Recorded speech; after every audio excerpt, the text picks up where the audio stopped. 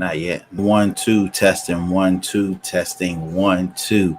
All right, I'm live. Yo, hey, what's up, y'all? I know I haven't gone live in a while. And I don't know why this thing keeps saying hoping to see y'all in Miami. I gotta fix that somewhere. Somehow, so if somebody can tell me how to change that so it doesn't say hoping to see y'all in Miami. That's from when I was going to the podcast summit or whatever. But look, I want to talk to y'all about, a mistake, huge mistake I made that I hope you're not making, right? I'm business solution architect. Yeah. And so my job, all I do all day long is think about better ways for businesses to work, right? And of course, I got to do that for myself all the time.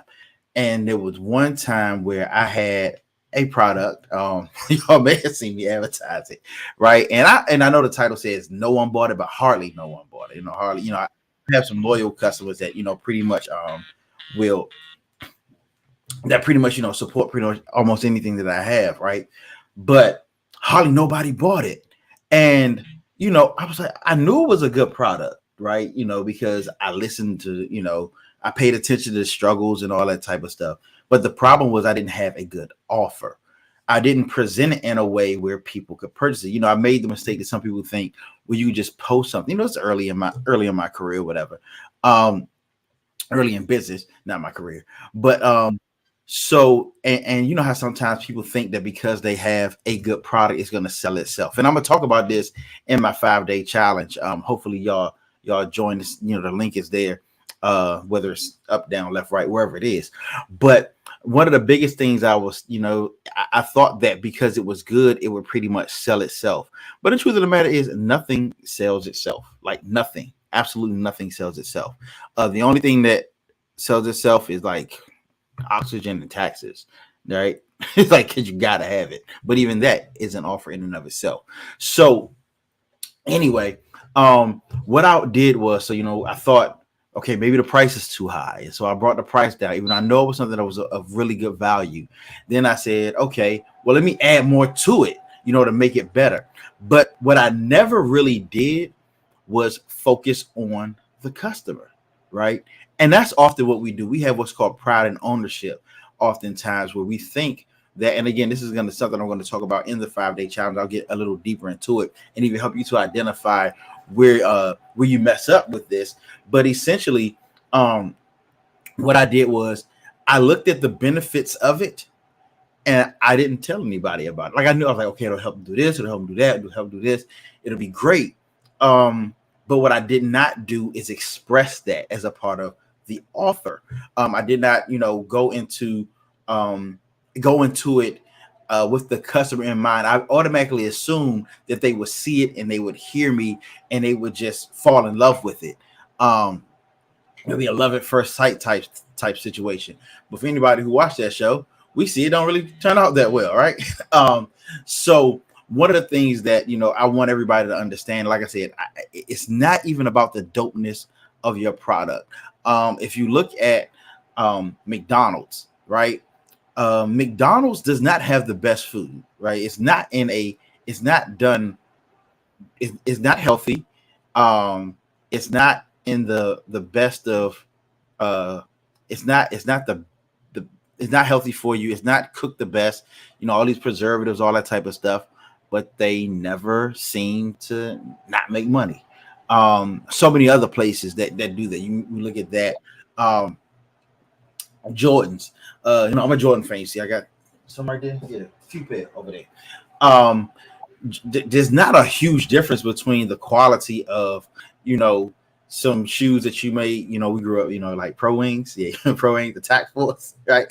The quality wasn't that big of a difference for it to cost hundreds of dollars more, but the offer, the benefit that they put out there, the way they advertised it, did that. And so anyway, what I'm doing is trying to help you. I'm helping whoever's willing to learn. If you come to my 5-day challenge, starting on Monday, so it's going to go from Monday to Friday, and what I'm going to do is basically teach you how to position your product not only in front of the right people, but in front of buyers, in front of people who are going to help you and grow. And I'm doing it for free, with the hopes, like I said, that and if you look at my transparent post, Marley, be quiet. with the hopes that people would work with me further. But really what I want to do, again, if anybody who knows my why is to grow businesses in our community. So as many people that have good offers, have good things that they're doing. Quiet, Marley. Thank you. Um, that the better for me, the better for our community. So that's what I'm looking and hoping to do. So I'm gonna just real quick go through just so you see, for those who may not have gone to the website, or who have not heard of it, because the algorithm don't quite put everything out there. So basically, day one is when I talk about the number one mistake. I go really deep into the number one mistake that most entrepreneurs make when they're trying to sell their products and services. They're literally, most of the time, when people come out the box, when they start their business, they've planned and they've worked and they want to start making sales. There's a mistake almost every last one of us makes, and so many keep making those mistakes throughout their business, even for years. But once you get past it, it's like, oh, there's money on the other side of this, right? So we're going to talk about that on day two. We're going to talk to you how to see. Oh, we're gonna talk about imperfect action, right? Yo, shout out to my coach, Doug Boughton. He talks about imperfect action all the time, and this is an example of that, of imperfect action, because no one gets it perfect every time. I got a dog barking in the background and getting tongue tied a little bit, all that good stuff. But anyway, you show your customers that you're serious about them, and then they'll be serious about you. So what tweaks can you add to your offer? What tweaks can you add to your sales pitch? What tweaks can you add to show your customers that you're serious about helping them? Whether it's, well, I'm not gonna get into it. You got to come to the challenge to learn about that.